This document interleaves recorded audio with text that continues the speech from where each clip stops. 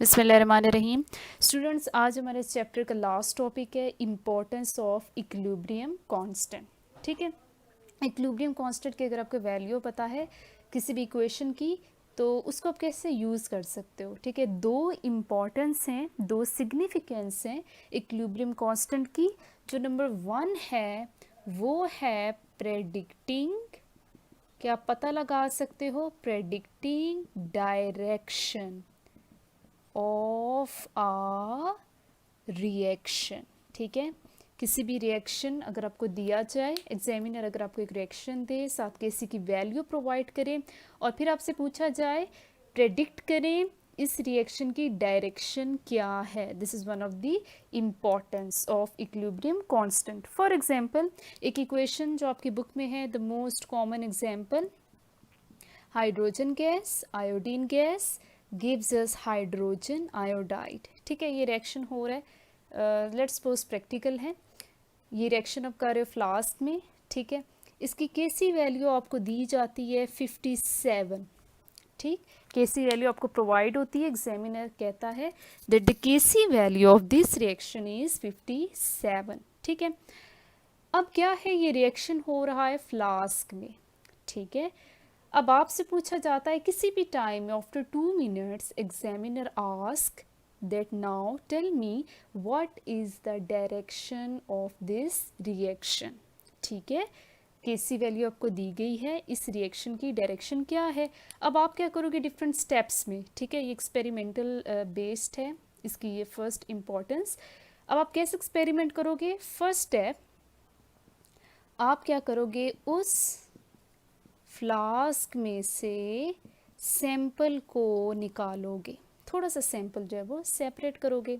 Number 2, अब उस sample में आपको पता है तीनों स्पीशीज़ हैं, hydrogen gas iodine gas and hydrogen iodide, तीनों को आप अलग करोगे और तीनों की फाइंड करोगे amount of through different methods, hydrogen gas iodine gas and hydrogen iodide. ठीक है, अब ये जो कंसंट्रेशन है ये आप पुट करोगे इक्विलिब्रियम कांस्टेंट एक्सप्रेशन में।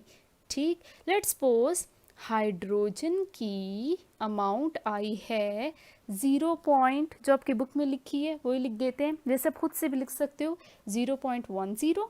ठीक है, आयोडीन गैस की अमाउंट आई है, इट इज़ 0.2। ठीक है, एंड हाइड्रोजन आयोडाइड की अमाउंट जो आपने फाइंड की है वो आई है, लेट्स सपोज 0.40। ठीक है, थ्रू डिफरेंट मेथड्स आपने तीनों स्पीशीज़ की जो कि गैशियस हैं उनकी आपने अमाउंट फाइंड कर ली। अब गौर करो के साथ इनकी अमाउंट के साथ स्मॉल टी लिखा है, व्हाट्स दैट मीन, इसका मतलब है कि आपने तीनों स्पीशीज़ की अमाउंट मेयर की है एट एनी टाइम, किसी भी टाइम में आपने फाइंड की। आपको नहीं पता कि आपने तब फाइंड की है जब रिएक्शन इक्विलिब्रियम अचीव कर चुका है, you don't have any idea. ठीक है, तो इसलिए किसी भी टाइम पे अगर आप अमाउंट फाइंड करते हो उसको इक्विलिब्रियम कंसंट्रेशन नहीं कहते, बल्कि साथ क्या लगाते हो, स्मॉल टी। ठीक है, अब थर्ड स्टेप जो कि मैंने बताया, इन अमाउंट्स को आपने इक्विलिब्रियम कांस्टेंट एक्सप्रेशन में पुट करना है, जो कि क्या है, प्रोडक्ट्स डिवाइडेड बाय रिएक्टेंट्स। लेकिन एक बात का ख्याल रखना है, अब आपने यहाँ पर केसी नहीं लिखना, क्या लिखोगे, क्यूसी, जिसको कहते हैं रिएक्शन कोशेंट। ठीक है, केसी क्या होता है, वो इक्विलिब्रियम कांस्टेंट है जो आप कब रेशो लेते हो, दोनों स्पीशीज़ की एट इक्विलिब्रियम। अगेन क्योंकि आपने एट एनी टाइम आपने अमाउंट्स मेजर किए हैं, तो इसलिए केसी को भी आप रिप्लेस करोगे किससे, क्यू सी से। एक्सप्रेशन सेम है, प्रोडक्ट्स डिवाइडेड बाय रिएक्टेंट्स। अब आप इसमें जो प्रोडक्ट्स हैं वो आपके पास क्या हैं, हाइड्रोजन आयोडाइड स्केयर लोगे, हाइड्रोजन गैस आयोडीन गैस, इनमें वैल्यूज़ पुट करोगे। ये थर्ड स्टेप है, putting the values of species in reaction quotient expression. अब आपके पास वैल्यू आई है, लेट्स सपोज 8.0। ठीक है, 8.0। यहाँ तक आपका प्रैक्टिकल कंप्लीट हो गया। ठीक है, अब लास्ट पे आपने क्या कंक्लूड करना है, अब आपने एग्जामिनर को बताना है कि रिएक्शन की डायरेक्शन क्या है, इस वैल्यू को कंपेयर करके। किसके साथ कंपेयर करोगे? केसी से कंपैरिजन करोगे। अब आप दो वैल्यूज़ का मैं फिर से लिख रही हूँ, कंपैरिजन करेंगे QC की वैल्यू का विद KC। अब QC आपके पास 8 आई, KC कितनी थी? 57। इसका क्या मतलब है? That QC is less than KC। Whenever QC is less than KC, इसका मतलब है कि रिएक्शन की डायरेक्शन फॉरवर्ड है। रिएक्शन किस तरफ मूव कर रहा है? फॉरवर्ड मूव कर रहा है। ठीक है, अगर QC की वैल्यू KC से ज़्यादा हो, ठीक है, ये कुछ कंडीशंस हैं जो कि आपने एंड पे कंक्लूड करनी है। If QC is greater than KC, this means that the direction of the reaction is reverse। ठीक है, एंड लास्ट, अगर आपके पास दोनों वैल्यू सेम आती, लेट्स सपोज आपने प्रैक्टिकल किया, QC की वैल्यू 57 आई, KC की भी वैल्यू 57 थी, it means that QC is equal to KC। इस पॉइंट पे आप बोलोगे कि रिएक्शन क्या है? इक्विलिब्रियम स्टेट पे है। ठीक है, the reaction attains dynamic equilibrium. ठीक है, this is how you predict the direction of a reaction. ठीक है, अब सेकंड जो इम्पोर्टेंस है इसकी, सेकंड सिग्निफिकेंस जो है, ये बहुत इंपॉर्टेंट क्वेश्चन है आपकी एक्सरसाइज का, ये क्वेश्चन नंबर 4 है। ठीक है, बाकी 3 हमने कवर कर ली, ये क्वेश्चन नंबर 4 है, लॉन्ग क्वेश्चन।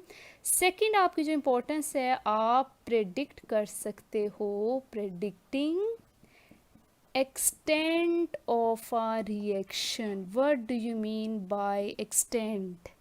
ठीक है, extent का क्या मतलब है? किस हद तक रिएक्शन प्रोसीड कर चुका है, how far a reaction proceeds, किस हद तक रिएक्टेंट्स जो हैं वो प्रोडक्ट्स में कन्वर्ट हो चुके हैं।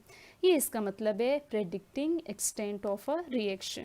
ये बहुत सिंपल है, it is not based on experimentation. ठीक है, इसमें हम 3 एग्जांपल्स लेते हैं, तीनों के साथ हम जस्टिफाई करेंगे। फर्स्ट एग्जांपल आप देखें, carbon monoxide plus oxygen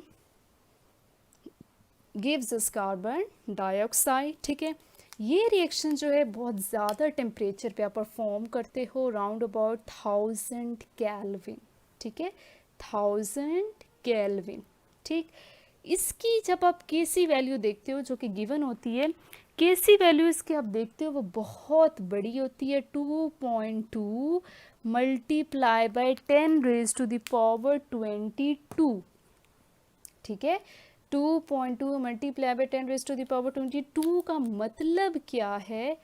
2.2 1 2 3 4 5 6 7 8 9 10 11 12 13 14 15 16 17 18 19 20 21। It means इतनी बड़ी वैल्यू, अगर आप ये पॉइंट भी ख़त्म करें, दिस वन, इतनी बड़ी वैल्यू अगर KC की है किसी भी रिएक्शन की, इसका क्या मतलब है? इसका मतलब है कि आलमोस्ट सारे रिएक्टेंट्स प्रोडक्ट्स में कन्वर्ट हो चुके हैं।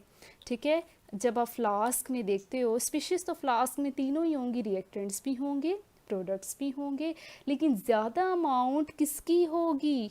प्रोडक्ट्स की। तकरीबन सारे ही रिएक्टेंट्स की अमाउंट इस केस में क्या होगी? नेग्लिजिबल। ठीक है, क्यों? ऐसे रिएक्शंस जो कि ज़्यादा टेम्परेचर पे होते हैं उसमें प्रोडक्ट ज़्यादा स्टेबल होता है। ठीक है, प्रोडक्ट टूटता नहीं है, वापस आपको रिएक्टेंट बमुश्किल ही देता है। नो डाउट कि ये रिवर्सिबल रिएक्शन है, सम हाउ रिएक्टेंट्स भी प्रेजेंट हैं, लेकिन उनकी अमाउंट क्या है? नेग्लिजिबल। और ज़्यादा अमाउंट किसकी है? प्रोडक्ट की। अगर तो आप टेम्परेचर कम कर दो, ऑटोमेटिकली प्रोडक्ट्स डिकम्पोज होंगे, तो फिर आपकी रिएक्टेंट्स की अमाउंट भी ज़्यादा हो जाएगी। तो लार्ज वैल्यू ऑफ KC क्या शो करती है? कि रिएक्शन मिक्सचर में रिएक्टेंट्स की अमाउंट ना होने के बराबर है। ठीक है, सेकंड एग्जांपल लेते हैं जो आपके पास है अमोनिया की डिकम्पोजिशन की। अमोनिया डिकम्पोज होगा, आपको क्या देगा, nitrogen gas plus hydrogen gas. इस केस में केसी की वैल्यू बहुत स्मॉल है, 3 × 10⁻⁻⁹।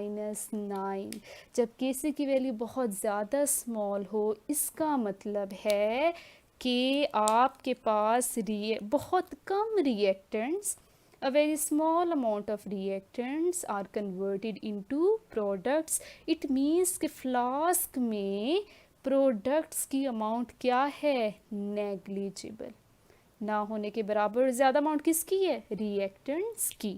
ठीक है, ये रिएक्शंस कभी भी कंप्लीट नहीं होते। कंप्लीट रिएक्शंस क्या होते हैं, जिनमें सारे के सारे रिएक्टेंट्स किसमें कन्वर्ट हो जाते हैं, प्रोडक्ट्स में। जी लास्ट एग्जांपल आपकी बहुत simple, N2O4 gives us NO2। इसमें केसी की वैल्यू ना ज़्यादा आप कह लो कि बड़ी है, ना ज़्यादा छोटी है, नॉर्मल वैल्यू है। जब भी केसी की वैल्यू नॉर्मल हो, इसका मतलब है कि रिएक्शन मिक्सचर में इक्वल अमाउंट है, रिएक्टेंट्स की भी और प्रोडक्ट्स की भी। ये एक्सरसाइज के हमारे लास्ट 2 न्यूमेरिकल्स रह गए थे। न्यूमेरिकल नंबर 3 देखिए, पेज नंबर 19। इसमें आपको क्वेश्चन दी हुई है, nitrogen plus oxygen, nitrogen oxide. ठीक है, क्या क्या चीज़ें गिवन है, केसी की वैल्यू गिवन है। ठीक है, नाइट्रोजन और ऑक्सीजन की इक्विलिब्रियम कंसंट्रेशंस आर गिवन।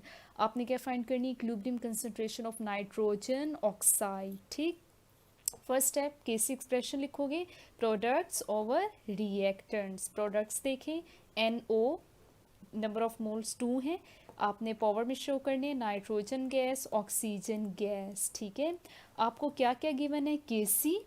ठीक है, केसी गिवन है, वो मैंने अलग कर लिया।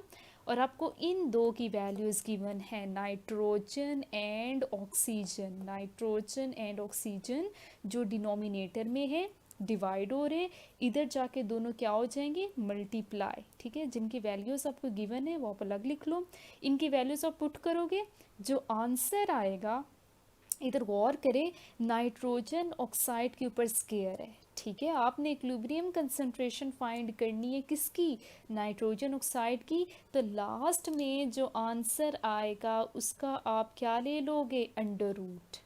ठीक है, अंडर रूट लोगे ऑन बोथ साइड्स, आंसर के ऊपर भी, लाइक सो। आंसर जो आएगा, इन तीनों को जब आप मल्टीप्लाई करोगे वैल्यूज़ को, उन दोनों के ऊपर आप क्या लगाओगे, अंडर रूट, जो कि क्या हो जाएगा, कैंसिल। इसका तो कैंसिल हो जाएगा, लेकिन इसका आप कैलकुलेटर से फाइंड करोगे, वो फिर आंसर होगा किसका, equilibrium concentration of nitrogen oxide.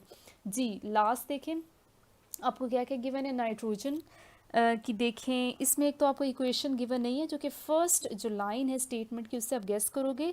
देखिए ज़रा, when nitrogen reacts with hydrogen, जो चीज़ें रिएक्ट करती हैं वो रिएक्टेंट्स होती हैं टू फॉर्म। मैंने लास्ट लेक्चर में कहा था फॉर्म के साथ, टू फॉर्म के साथ जो भी स्पीशीज लिखी होगी वो प्रोडक्ट होगी, to form ammonia, ammonia is the product. ठीक है, ये आप सॉल्यूशन में लिखोगे। गिवन में देखें, नाइट्रोजन गैस, हाइड्रोजन गैस की इक्विलिब्रियम कंसंट्रेशन गिवन है और इक्विलिब्रियम कांस्टेंट की वैल्यू गिवन है। आपने क्या फाइंड करनी है, equilibrium concentration of ammonia. Solution में पहले आप इक्वेशन लिखोगे, रिमेंबर इक्वेशन आपने बैलेंस्ड लिखनी है। अगर बैलेंस नहीं होगी तो यहाँ पर स्क्वायर और क्यूब में इशू आएगा। ठीक है, आपका आंसर सही नहीं आएगा। Equation should be balanced. कुछ न्यूमेरिकल में तो इक्वेशन दी होगी वो बैलेंस भी होगी, लाइक सो, लेकिन जिसमें आपने खुद लिखनी है वो बैलेंस लिखनी है। ठीक, केसी एक्सप्रेशन लिखेंगे। ठीक है, अब आपको क्या क्या गिवन है, एक तो केसी मैंने अलग कर दिया, जो जो गिवन है, इक्विलिब्रियम कांस्टेंट, नाइट्रोजन गैस की भी इक्विलिब्रियम कंसंट्रेशन गिवन है, हाइड्रोजन गैस की भी, रिमेंबर ऊपर क्यूब है जो आप कैलकुलेटर से फाइंड करोगे। ठीक है, हाइड्रोजन गैस की जो वैल्यू है, जो कि क्या है 0.5, उसके ऊपर क्यूब लिखोगे, कैलकुलेटर से इसका आंसर निकालोगे। ठीक, अब जो आंसर आएगा उसका आपने अंडर रूट लेना है, and this is your answer.